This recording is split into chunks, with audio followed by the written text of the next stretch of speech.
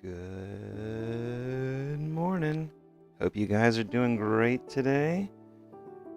This morning we've got a great reading. It's lesson 238. On my decision, all salvation rests. And today we kick it off with a prayer. And as usual, now that we're in the second half of the book, we have a theme for every grouping of our lessons. And so I'm going to read through the theme. Yesterday I read the theme as it was printed in the book, so if you're following along in your books, let's go back to that area. You can see what Tom was inspired by. We're in the 400s of the Blue Book, right next door to lesson 238 as well. So, time to kick back and relax while I read to you a little bit. I'm just moving around a couple of things on the stream so people can see. And if you just want to see what I'm reading, click on that link up at the top that Adriana's going to put up there, and you'll be able to see the book, and you don't have to do anything but kick back and relax. I hope you have a magnificent day. Here comes our lesson from A Course in Miracles.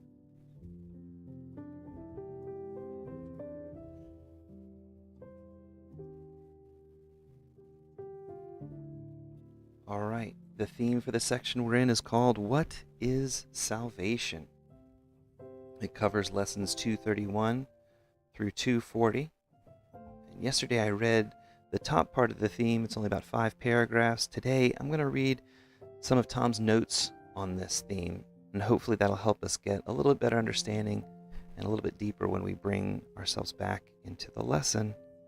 On my decision, all salvation rests. Salvation is a promise made by God that you would find your way to God at last. God is truth with a capital T.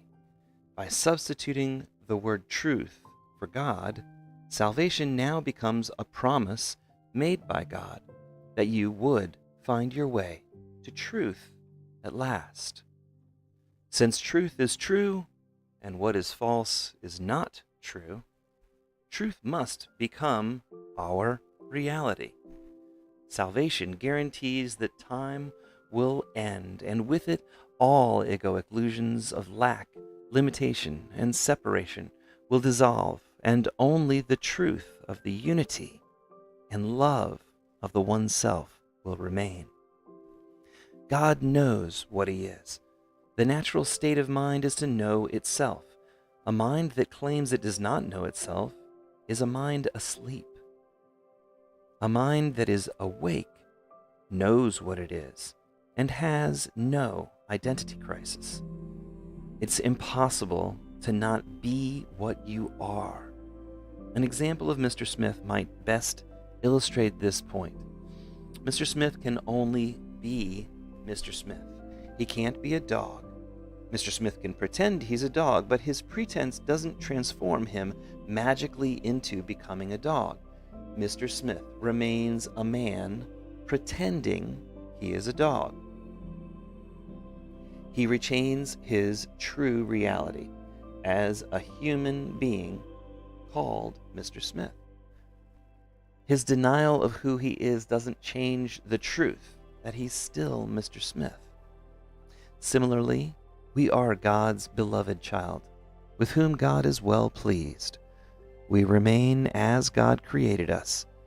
Like Mr. Smith, we can deny the truth and pretend we don't know who or what we are, yet we still remain God's beloved child, pretending to be something He's not. The child's mind is asleep and needs to wake up. Once awake, the mind remembers what it truly is and that nothing has changed. The mind returns to its natural state and joins with the shared mind of God. The dream of separation had no ability to change the reality of what the sleeping mind truly is. According to ACIM, salvation does nothing. Salvation is merely the undoing in the sense that your mind simply stops supporting your dream world of anger and fear.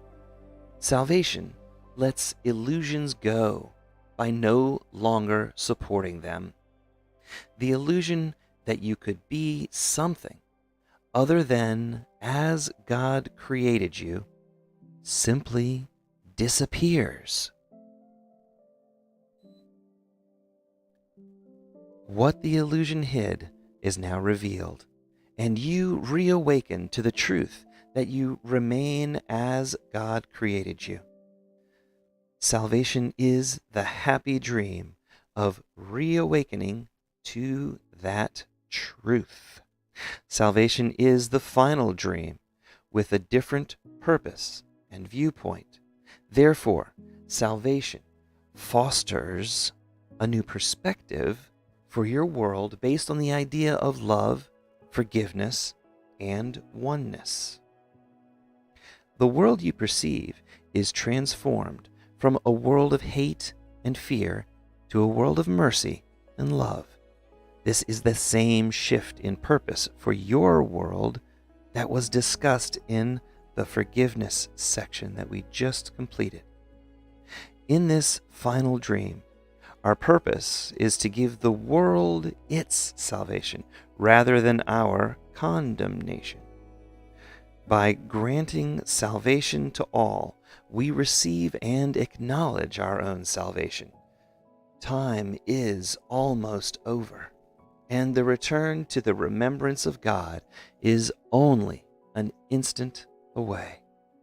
We are at heaven's gate, where all illusions disappear and only heaven will remain. Your mind needs healing when you claim that you are not your big S self, your higher self. We capitalize that here in the book to indicate it's the soul inside of you, your higher self. Salvation is the healing of the split mind, a mind that fails to recognize its true identity is delusional. Just like Mr. Smith, who has forgotten that he's merely a human pretending to be a dog, our insane mind needs to remember that our true identity as our big S self, our higher self, our Christ nature. Healing restores the split mind by remembering its true and eternal nature as Christ.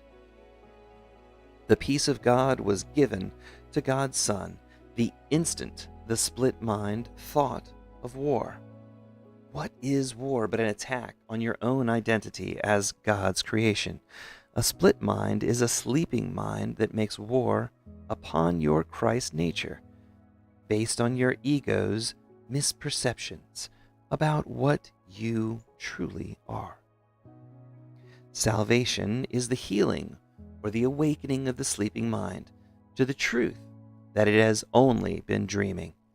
Forgiveness brings about healing because it's the recognition of the truth that we remain God's beloved child even when we sleep.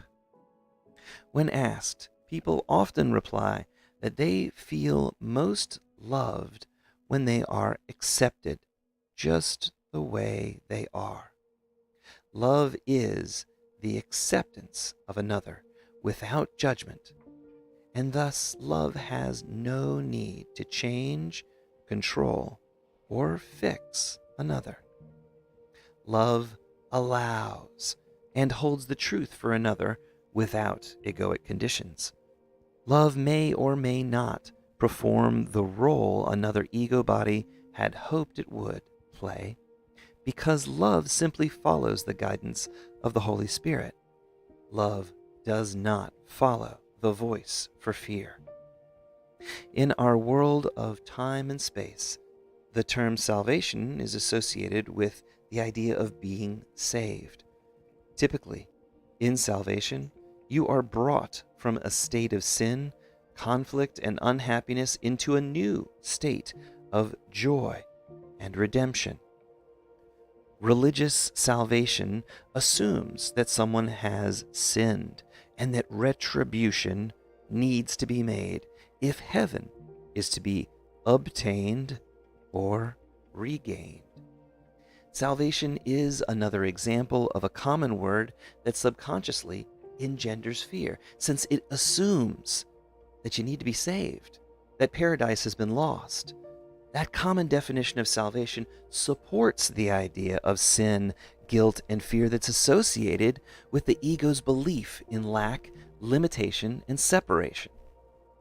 Salvation, like forgiveness, is an aspect of love that we could not experience in heaven, since there's no one there to be saved.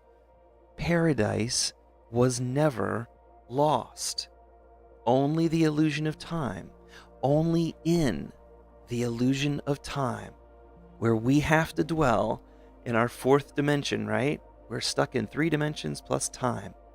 Only in the illusion of time could the need for salvation exist, because time is the illusion of pretending you are something you're not. In time, our egos can pretend we or someone else needs to be saved. Only in the illusion of time could a sleeping mind fail to realize its unity with the one self, or that it's the dreamer of the dream of lack, limitation, and separation. In the world of form, salvation, or the saving of another, is a specific example of helping. Salvation, or being helpful, is an attribute of love, yet it is something that cannot be experienced in heaven. To be helpful requires someone to pretend that they truly need help. To save another requires someone to erroneously believe that they've sinned or could die. For you to experience the attribute of love that we call helpfulness, or saving another from their troubles, you need someone who's willing to play the role of requiring your help. Our desire to participate in the game of separation has never been a problem. The game of separation allows us to demonstrate in the world of form aspects of love that cannot be experienced in heaven. In heaven, these attributes and terms are meaningless due to our true reality as part of the one self. Due to the abstract nature of a oneness of all that is, these terms have no function or purpose in truth. Differentiation is needed if one is to simulate the experience of the specific aspects of love that we call forgiveness or salvation. Like Mr. Smith, our problem with the game of separation is not the fact that we wanted to pretend we're something that we're not. Our problem only arose when we failed to remember that we are merely playing a game, and that the game has no ability to change what we are. When we forgot to laugh and mistook the game as having real life and death consequences, fear was born within the minds of the players. Within our confused mind, the game now took on a reality of its own and became our provisional reality. The game of What Am I was designed to provide simulated experiences that we desired and were impossible to experience within the truth of the abstract oneself. We desire to be love, not just know that we are love. We wanted to demonstrate the various aspects of love and differentiation that are required for that experience to be possible. By being love in form, we complete God and the abstract oneself knows Remember, differentiation doesn't mean different. Differentiation just allows us to be aware of the various aspects of itself, which is only love. In time, salvation is the realization that nobody needs salvation. This is why salvation does nothing. It merely is the ending of our ego's belief that we could be something other than as God created us, perfect, whole, and complete. Part of the inseparable oneness of all that is. The final happy dream that brings salvation to your world is your sharing of the truth that sin, lack, limitation, and separation are not real. Your brothers and sisters are innocent and sinless. There is no one to save, for salvation is guaranteed by God and was never lost, only momentarily forgotten. Each is on their own perfect path and exactly where they need to be in their reawakening to the truth according to God's plan. In the dream of salvation, you need do nothing to fix, change, control, protect, or impress another. You merely hold the truth that sleeping minds have temporarily forgotten what they are. The happy dream of salvation is similar to what Jesus said that he does from A Course in Miracles. Jesus says, if you want to be like me, I will help you, knowing we are the same. If you want to be different, I'll wait until you change your mind. In the happy dream of salvation, our egoic mind needs do nothing. We don't judge another or make them wrong for where they are in their journey of reawakening. We merely hold the truth for all, and when guided, extend a helping hand. We rest in the knowledge that only God's plan guarantees all will find their way home, and that the remembrance of God will heal the split mind. We trust the guidance of the Holy Spirit as we ask and follow. What would love have us do? Salvation is the happy dream in which you realize that your egoic mind has nothing to do. You can drop all your ego's plans for your salvation, since salvation cannot be earned. God wills that you, in your divine inheritance, God wills that your divine inheritance was never lost. You share the truth that all rest safely in God's love.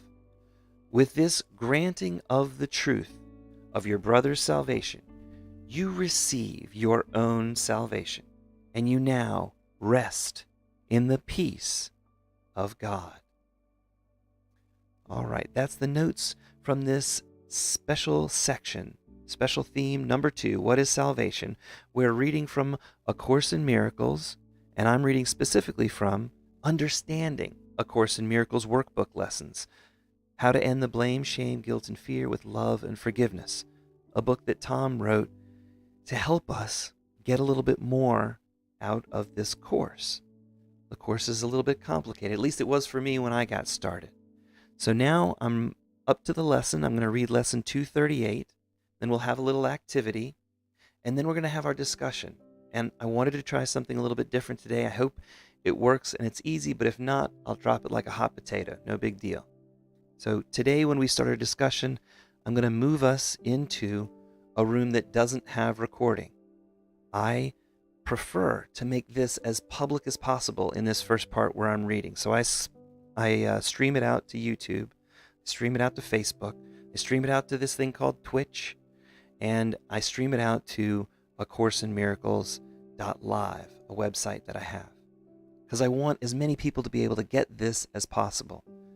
But I know that seeing it happen in real life is amazing. watching it and experiencing it, and I wanted to share the miracles that were happening in my life, but some people prefer to not share publicly, so I'm going to give people a space to do that. So first half of this lesson is me reading, and I'm almost done reading the lesson. Tom's going to pick it up. I'm going to give my dad a minute to share, and then I'm going to close this room. We're going to move over to another room, and hopefully it won't be too disturbing, but if it is, we'll just try it this once, and then we'll be back to the regular, if you guys like it that way. And you can feel free to chat, give me your feedback in the chat. Let me know what you think. I really appreciate you guys being open to the experimentation that I do when I'm trying this stuff out. I'm looking for the way that we can all find our way back to heaven as quickly as possible. So I hope it's helpful. All right, here we go. Lesson 238. On my decision, all salvation rests. This first part is a prayer. And if you're following along in your book, now we're at a place where you can actually see it. So if you've got the blue book, we'll be on page, this is where a drum roll would help, page 411 is where I'm at. So follow along as I read the prayer that kicks that part off. Here we go. Father, your trust in me has been so great. I must be worthy. You created me and know me as I am, and yet you placed your Son's salvation in my hands. Let your Son's salvation rest on my decision. I must be beloved of you indeed, and I must be steadfast in holiness as well. That you would give your Son to me in the certainty that your Son is safe, who is still a part of you and yet is mine, because your Son is my big S self, my higher self, my Christ nature. And so today, again, we pause to think how much our Father loves us, and how dear God's Son, created by God's love, remains to God, whose love is made complete in God's Son. That's the lesson. Tom has a couple of notes here I'm going to read from the lesson, and then we'll move on with Tom and our activity for lesson 238. On my decision, all salvation rests. God's love is made believes that you must do something to save yourself, your brother, and your world. Instead, drop your ego's fear-based plans for salvation and follow the guidance of the Holy Spirit. Only God's plan will work and is guaranteed to reclaim your divine inheritance. Rather than perceive your world as a fearful place, see it as a play school for reawakening to the truth. Each is the creator of their own experiences, and all are on the perfect path for reawakening. Rule your mind and be vigilant only for God. When your sole purpose is to follow God's plans, your course of action becomes clear. By following the Holy Spirit's guidance, conflicts and stress fade away because the outcome is guaranteed by God's will. You can now drop all of your ego's plans to fix, change, control, impress, protect, or save another. Your ego doesn't understand who and what God's creations are. When you accept the truth for yourself, that all remain innocent and sinless as God created them, there is no one to save. God has never condemned anyone, and neither will you. All are free to take their rightful place as God's beloved child.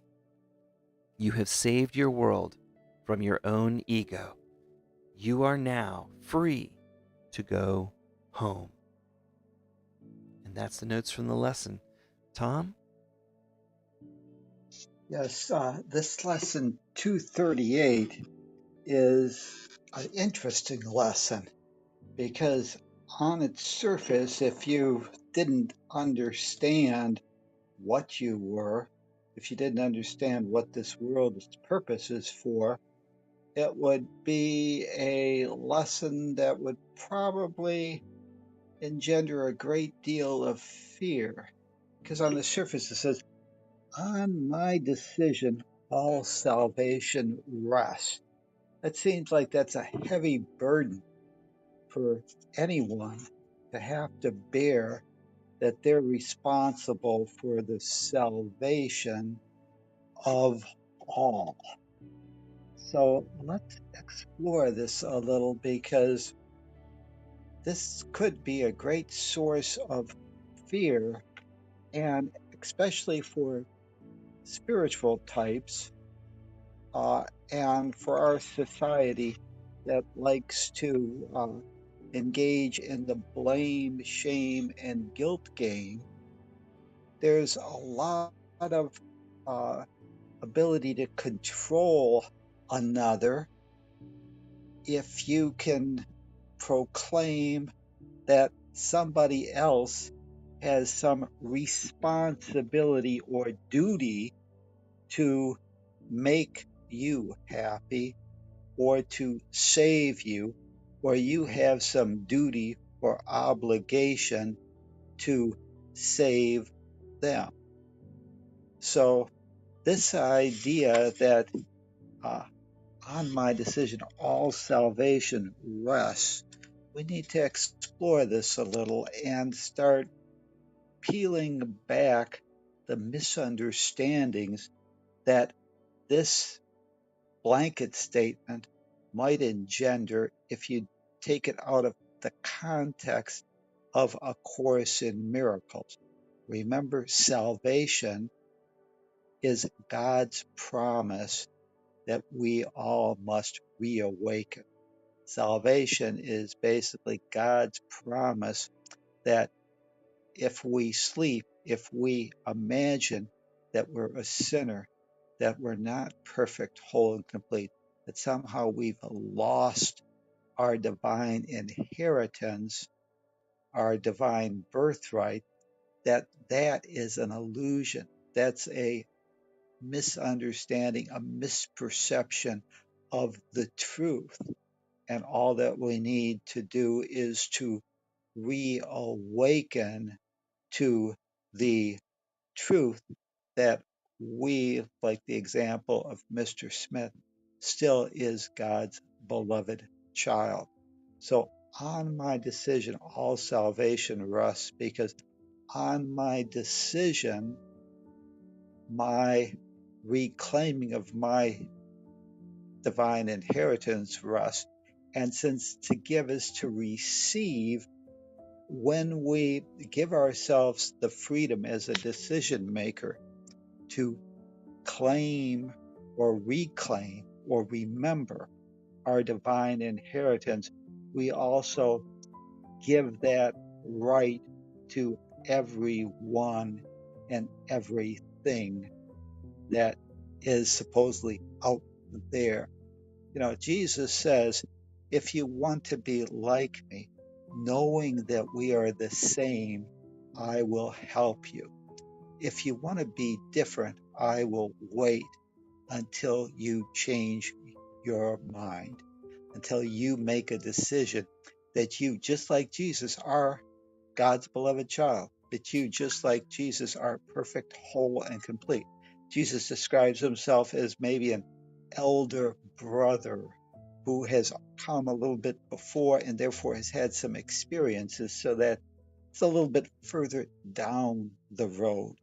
But he realizes you are the same. So, on my decision, all salvation rests is really the idea of the embodiment of axiom one.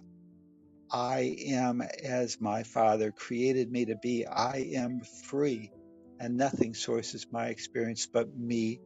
And each moment, nothing has an effect upon me whatsoever, save that which I choose to allow to affect me. It's interesting that it mentions, I am free.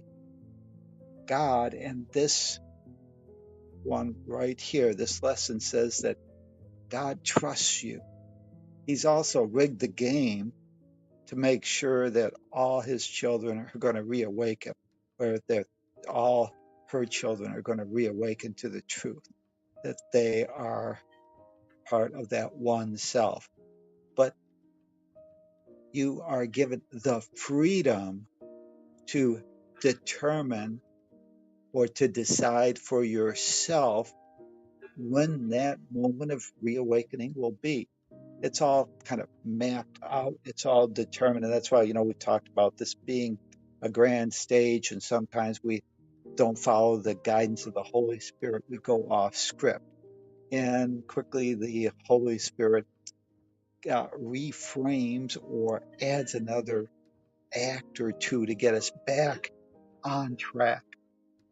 So we've got uh, overseer or producer that's going to guarantee that we wake up, but that we are free to, even in this time and space, kind of go off script. Otherwise, uh, we could get home in 5 steps, but we choose, because we're free, to take 1,000 steps.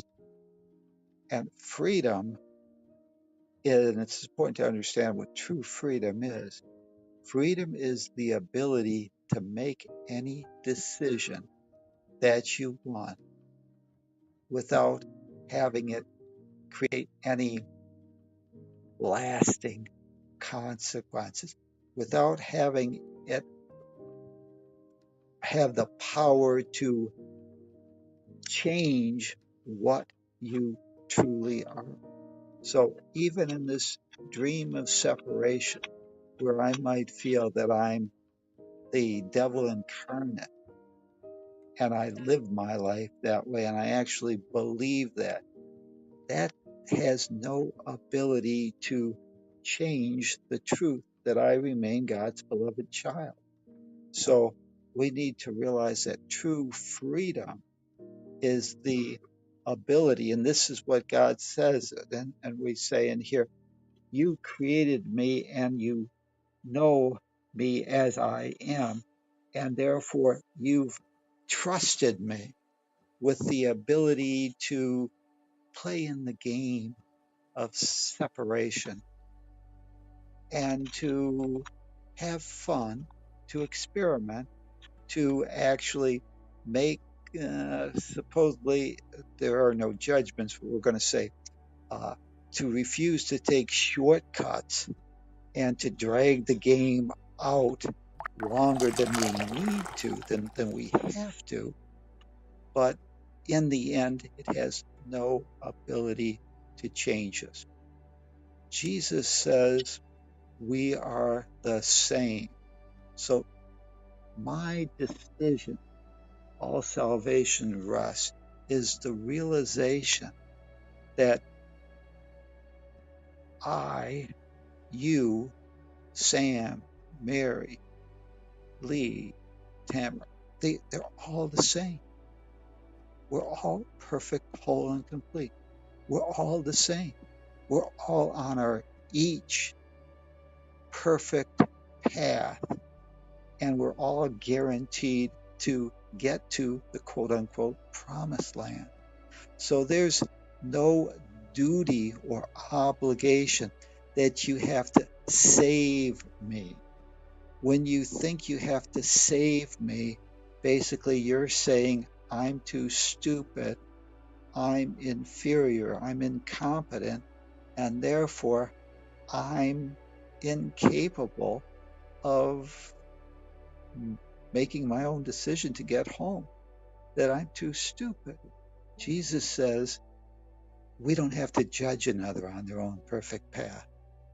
All that your job is to do is to say, wow, perhaps interesting creation, Tom, that you want to believe you're the devil incarnate, but I will hold the truth out to you and know that you are God's beloved child. And when you decide that you want to decide differently and stop pretending that you're the devil, I will be there to help you, because I hold the truth that you remain as God created you. And I know that you are capable. If you want my help, I'll help you. But I know you don't need it. You are on your own perfect path. And therefore, I honor you and I hold the truth that you remain, even when you appear to have forgotten the truth about yourself. Within you, there is that guide that will bring you home. Therefore, I don't have to judge you, fix you, protect you, change you, or control you. I give you the same freedom that God gave me to be on my own perfect path, with the same guarantee of reawakening. On my decision, all salvation rests, because whenever I realize that I have been given as decision maker control over my reawakening, since to give is to receive, I can give that same truth to all my sisters and brothers, all the actors on this game board of reawakening. And now the idea that I have some duty or obligation to fix somebody or to control them or to fix them because supposedly I love them, that's no longer holds any validity. That no longer is a way to manipulate me into fear. Because what is fear? Fear arises anytime you believe you lack the creative ability to handle a given situation. When someone dumps their happiness upon you and says, you are responsible for my happiness, that is not something that you can actually control. It disempowers you, because ultimately, no matter what your actions are, you've given your power over to someone else to determine, based on your performance, whether or not you have made them whole, whether or not you've made them happy. And if you haven't, according to their own judgment, you are condemned. So the belief that we can fix another, that we have some duty or obligation, is a great source of fear and a great disempowerment. This idea that you're not responsible, that you're responsible for someone else's happiness, is something that's been laid upon us all, perhaps our lifetime, by society. Because in the game, the thought system of the fear-based thought system, having duty or obligation is a very effective tool for the manipulation of you and the disempowerment of you and others. It gives another person the ability not to claim responsibility for their own happiness and inner peace. It allows them to say, I'm not responsible. It's not my fault. So this decision, my decision, that all salvation rests upon my decision, is the realization, the reclaiming of your divine birthright, and to act as Jesus said he does. If you want to be like me, knowing that we are the same, I will help you. If you want to be different, I will wait until you change your mind, until you're willing to drop your illusion about what you are, until you're willing to reclaim your divine birthright. Then I will be there, Jesus says, to help you. Then I will be there to extend my hand and say, here, this way seems to, maybe it worked for me, maybe it can work for you. You're your own person. You decide. But if you want my help, I think based on my experience, this might help. So we have to realize that we have to protect our own power. And in that reclaiming of our own individual responsibility, since to give is to receive, we need to give someone their own power back as their own decision maker to be on their own perfect path. Need to honor everyone on their own perfect path, knowing the truth that they remain as God created them, and that God's guarantee is that all must awaken. If you believe you have a responsibility to save time, okay, that responsibility, okay, uh, can create a lot of fear and also hurts Tom because now you're telling Tom he's too stupid. He can't make it on his own. He's not like you. He's inferior. He's broken. Something's wrong with him that needs to be fixed. And you disempower yourself because now, in that claim to be greater than I, you've now given me permission or the power to say, Mary, Lee, you failed me. You didn't make me happy. And if you think you can make me happy, how do you solve someone's problem when their problem on their own perfect path where they are right now is that they don't want their problem fixed, or they don't want their problem fixed by you? You can't. You just have to allow, accept, bless, and honor their creation and not fall into judgment and not mistake the role and someone's own perfect path for an error, for a misjudgment, for a way to condemn them, to confirm or try to verify that they are not perfect, that they are too stupid, that they need to be fixed, that they need to be changed, that they need to be controlled, because there's something inherently wrong with them. So this lesson doesn't say that you have to save the world. This world is a fear-based planet. It's designed to give us experiences that will allow us to demonstrate what love would have us do.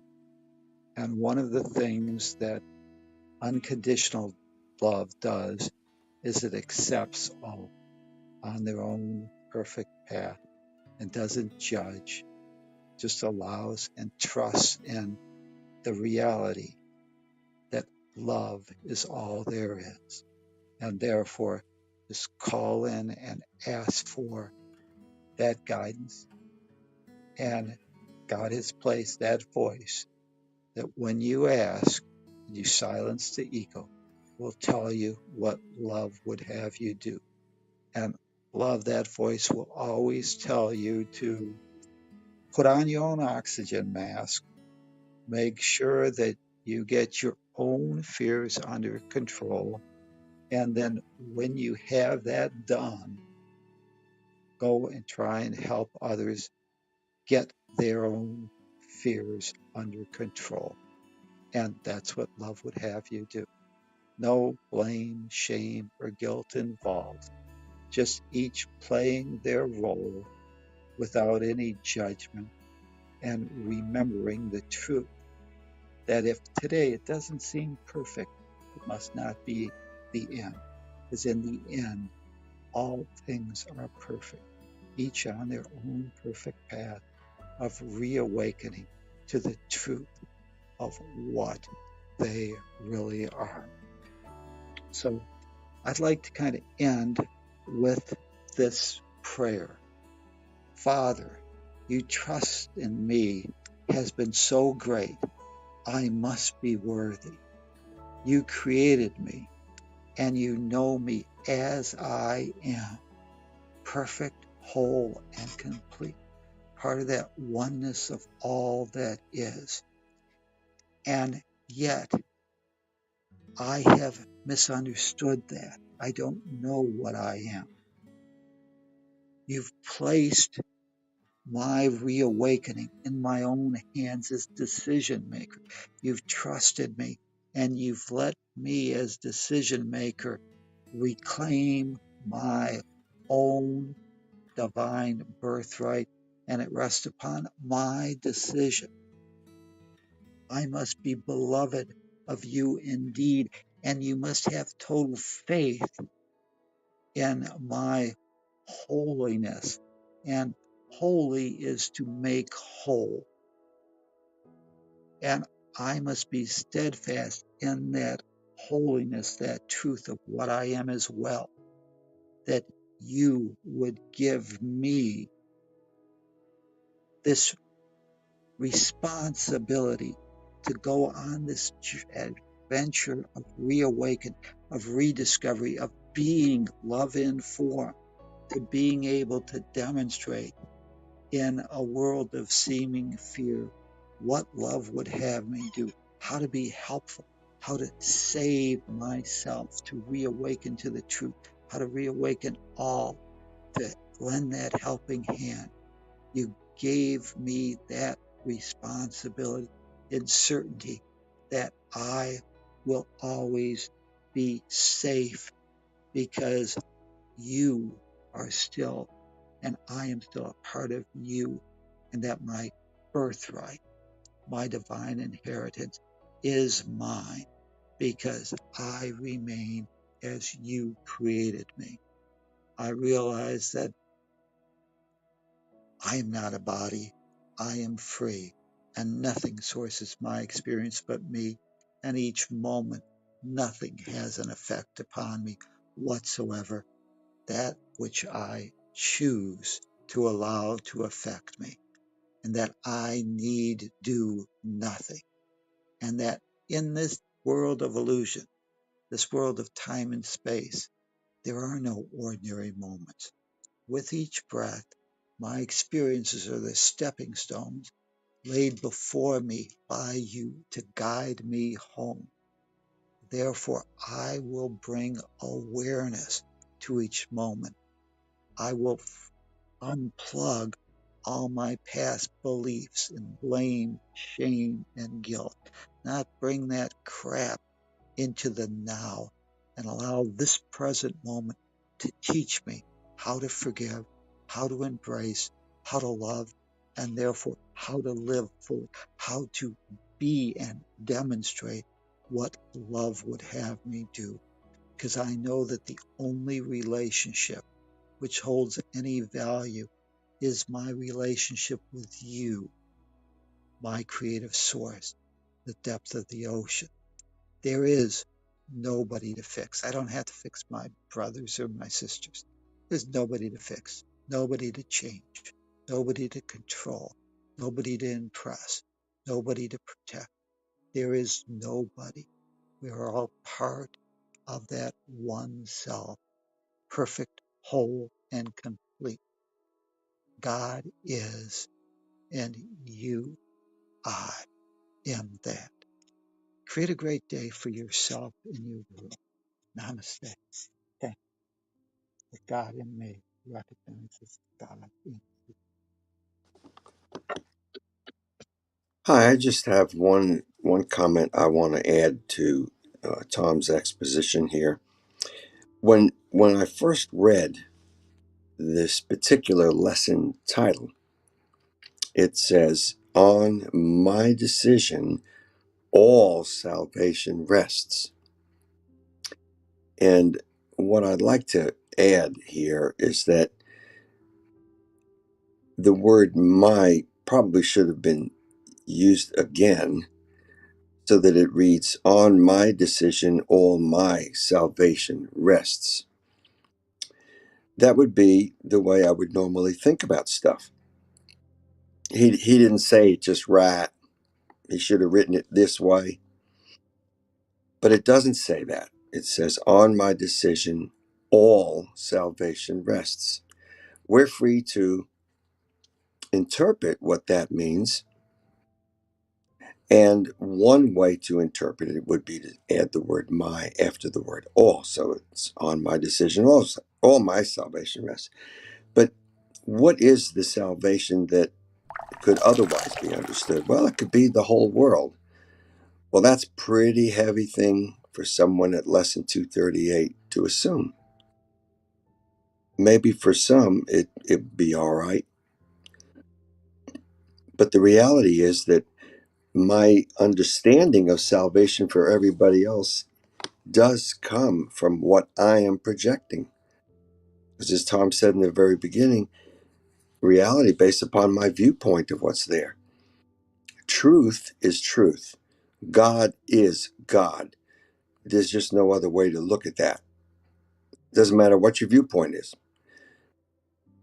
But your decisions about what you're going to do depend upon your viewpoint of the truth.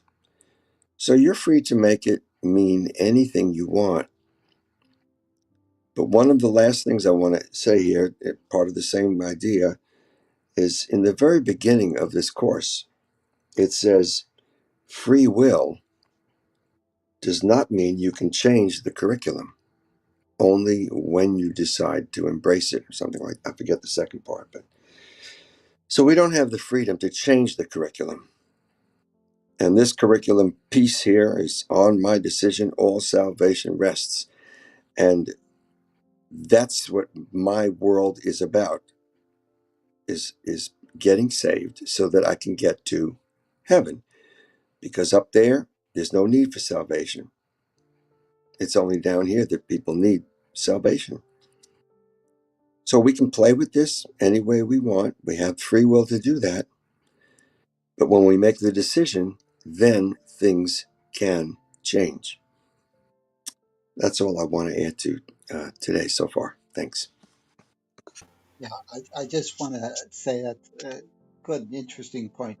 Remember that this world of time and space is not your home, not really the reality, the truth. It's a game board, it's a number of dimensions in the wholeness, but that it's not the whole thing. But remember that the law of God, which rules throughout all dimensions, is that to give is to receive. When you accept salvation for yourself, and the only way you can do that is by embracing the wholeness and the truth that you remain as God's beloved child. You're part of that one self. And if to give is to receive, that means you have to give that to all the other supposed actors on the stage.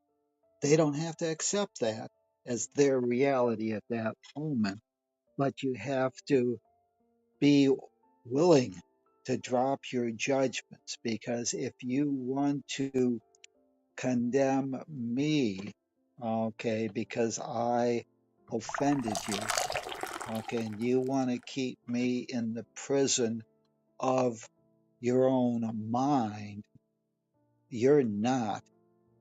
in salvation. You haven't given yourself permission because you're still in a judgment state. And so we have to realize that although the world doesn't have to accept your vision, as Jesus says, you have to realize that their illusion cannot transform their reality. So this gives you a tremendous amount of freedom, but you've got to move out of judgment, and you've got to give all the other actors the freedom as decision maker to go on their own perfect path and hold the truth as God did to us, to trust that. And maybe it's because the uh, as the course says, the curriculum is set by God to guarantee our reawakening. That's what salvation was. It's a curriculum. It's guaranteed for everybody to wake up. And so all that we have to do is accept it for ourselves and trust that everybody is on their own perfect path. So we look at our world without judgment. And that is the release of all fear, because now you're no longer on an egoic obligation to go off script, to say that, no, Tom, you really are the devil, and therefore I need to change you. I've got to fix you some way or save you. So just be aware the law of God, that's the preeminent, that's overriding, trumps all things else, is to give is to receive. When I say my on my decision, all salvation rests, when I claim my freedom and stop my own egoic judgments and accept the path, trust in the big picture, follow the guide of the Holy Spirit, I am awake. I reclaim my destiny, and therefore I give permission for everybody else to do the same. And it's up to them. They have free will to decide whether or not they want to hold that vision. I don't, like Jesus says, don't slap them beside the head, call them stupid, tell them I got a better way. I just wait until they change their mind and follow that inner guide, that guarantee of their own reawakening. Thank you. And as always, thank you, Tom and Bob, for everything, because Yes, that indeed. helps me understand the events of the day before. I always bring some of my own experiences in life to kind of give a practical example of what Tom and Bob has said. Yesterday, I had I arrived here in Mexico on Tuesday, and I haven't seen my ex-husband yet because he, of course, is in his house, and I came to my mother-in-law's house to be here with my daughter. So I haven't seen him, and yesterday I had to go to Bera's house to check all her school supplies and all the things because she's getting ready to start school week next week. And he wanted to talk to me, so I was a little bit afraid. I didn't want it to have any kind of conflict with him because I'm really giving in my mind the time and space to really keep him in a holy place, because I really appreciate all the journey that I had in the past with him, even if it was a painful one. But he gave me the greatest gift of all, that was my realization of how apart I was from God. So I have been always grateful for him for it. I have been changing my mind in terms of how I perceive his ways, because if I know for sure, because I know this course is really, really logical, mathematically perfect. So I know for sure that if I held any resentment or any fear about him in my mind, in my own experience will be replicated. And I don't want that anymore. I know for sure that I'm moving from one heaven to another if I keep my mind holy, seeing innocence in everybody. If I see innocence in everybody, I can see it in myself, even if I messed up. So yesterday was really, really beautiful because I found another huge forgiveness lesson. He wanted to talk to me about some things that we have to coordinate about my daughter, but he wanted it really deeply to make me realize that even if I don't have a place for my own here in Merida, I'm not being cast out. So he only wanted to explain his situation and his point of views, and he did it really peacefully, and all went really good in that conversation. But then after we let ourselves like express our fears and our appreciation to each other in a higher perspective of things, then he said to me, and well, when we have the judge hearing, they might ask us to change the custody of my daughter.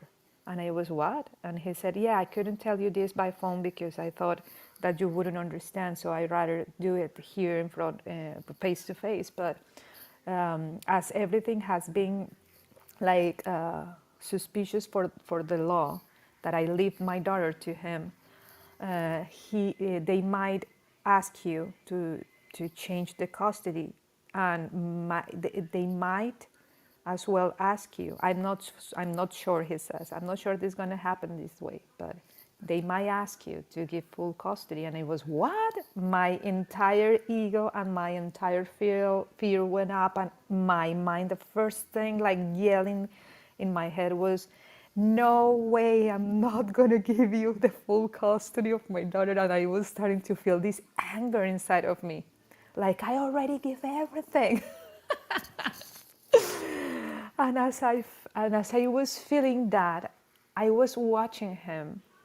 But like this, it's really like the book says, this tiny little voice inside of my head kept replaying and replaying the word, he's innocent, he's innocent, he's innocent, he's innocent.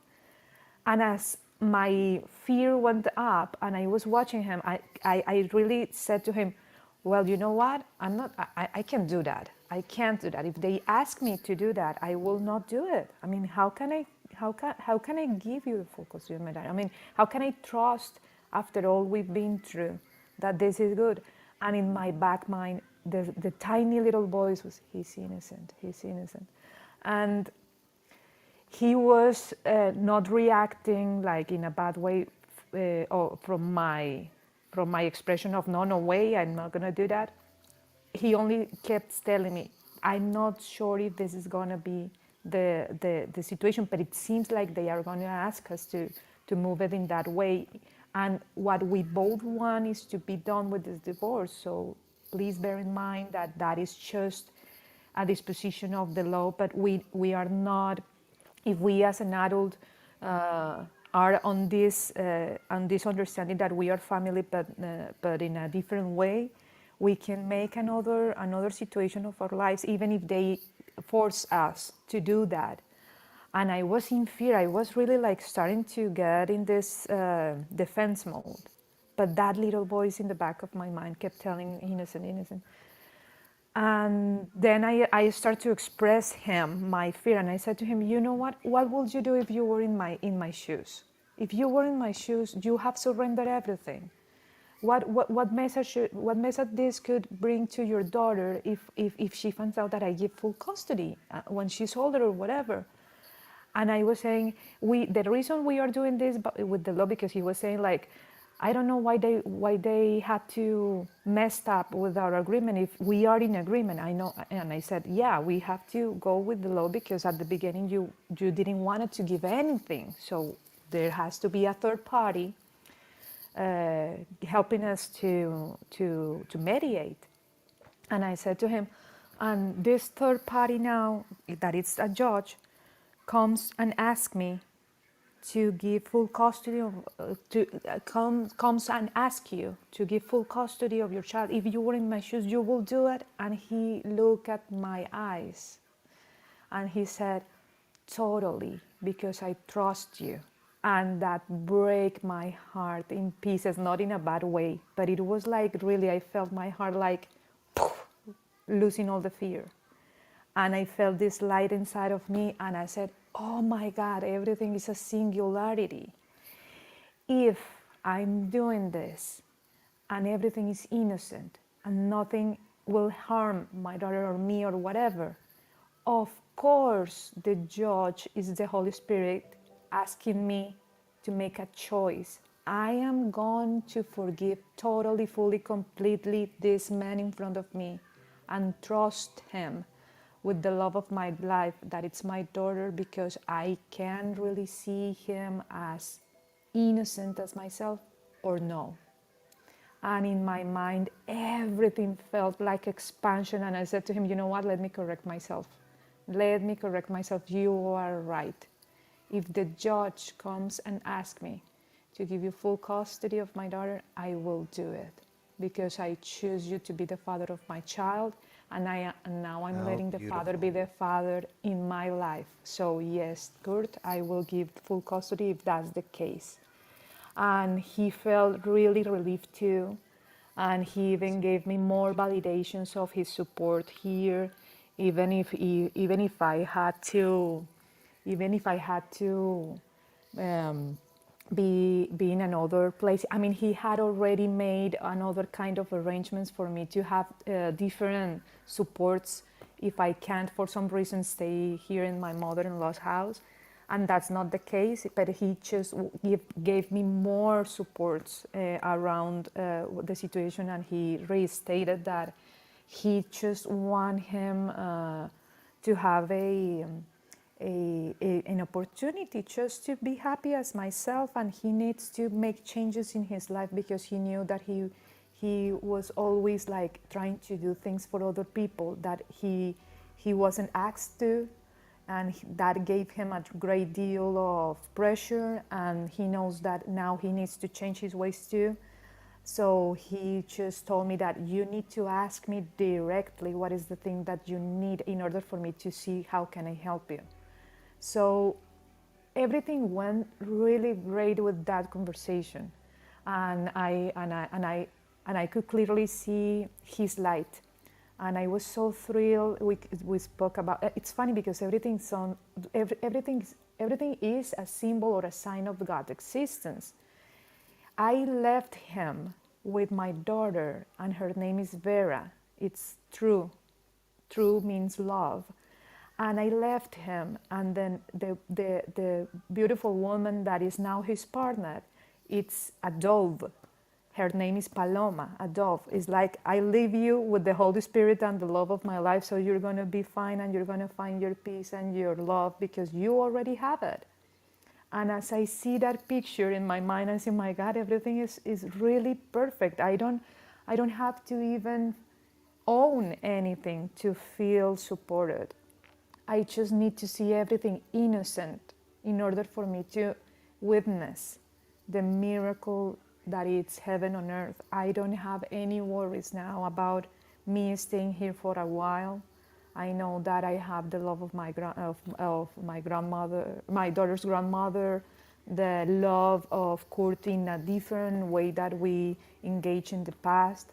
And this is actually, as I said at the beginning of my process, of my separation process with him, I'm not divorcing the man because from the man I cannot be apart. I am divorcing my ego. And this is all coming like really a full circle in that sense. So if a judge comes and asks me, or I'm asking you, for example, give yourself that space and time in your mind. If a judge comes to you and asks you to give full custody of the treasure of your life to another one, to another people, to another brother, would you give it? Would you trust that another person will take care of your biggest treasure the same way that you do?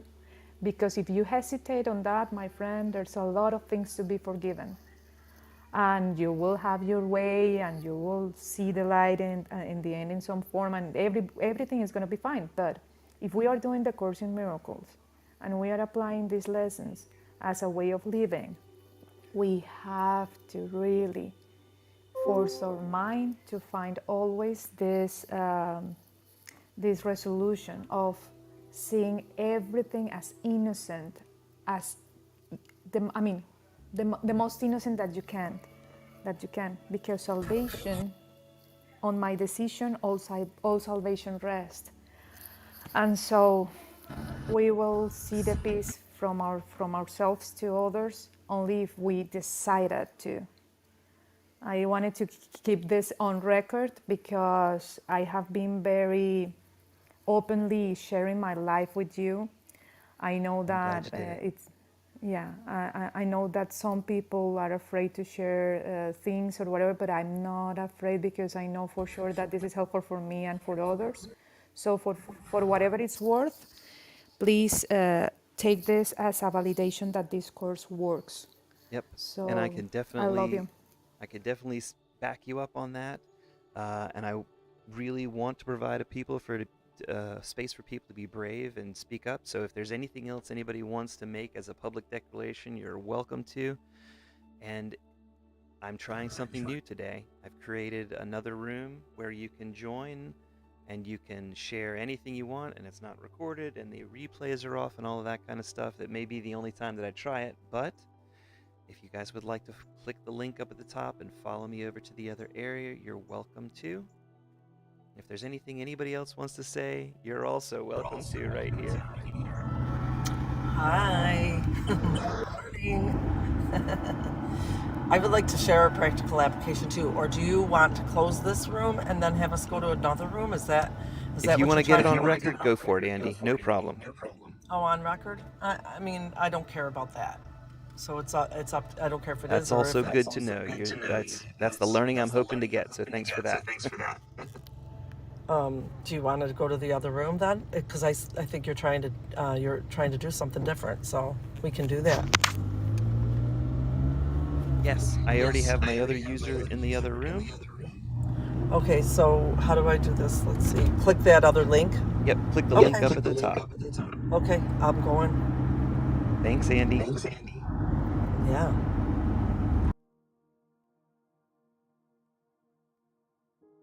Tamara, will you join us in the other room? Thank you.